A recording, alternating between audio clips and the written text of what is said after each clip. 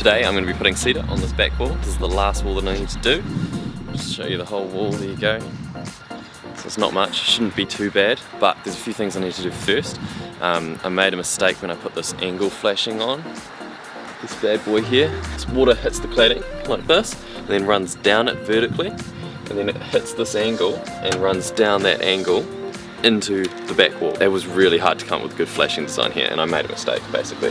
So I should have had something in behind to have the water hit and then channel itself down, but I haven't. So the best I've done is put this white stuff, what's that called? It's a PVC flashing basically.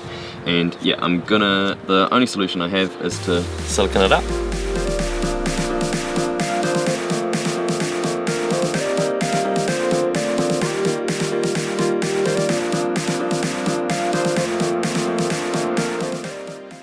Cool, so one thing I have to do right now is install this piece of plastic, which is called a cavity closer. I haven't done it anywhere else with this cedar.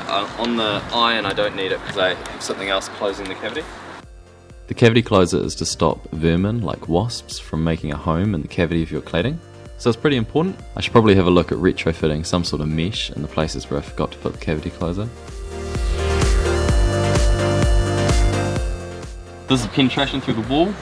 Basically, water could theoretically get in there, so I need to figure out a way of making it watertight. I have an idea. I'm going to give it a go. Don't know if it's legit.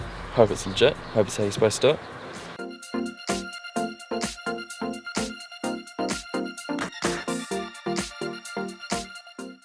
Basically, I just taped the crap out of it.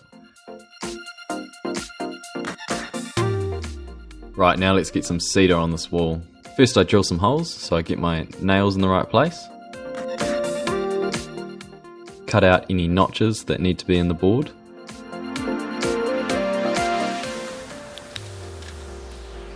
Then I change my drill bit over to one that's slightly narrower than my nail.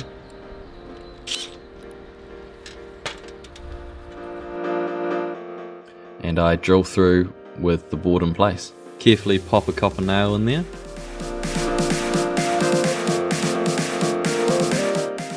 I use these clinch nails which go next to the tongue of the board. They're a hidden fixing. They are really important to hold down your board nicely. Sometimes if the board's warped, I use a chisel to straighten it up. Another pro tip, make a jig out of an offcut of flashing. It's really thin, so you can hammer the nail all the way in and you don't have to worry about missing it.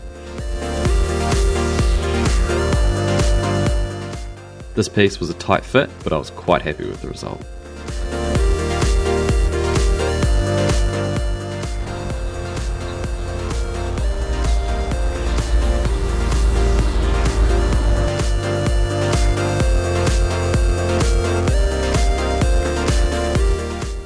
Using some leftover cedar, we lined the soffit. This was definitely a two-man job because it's quite hard to hold the boards in place.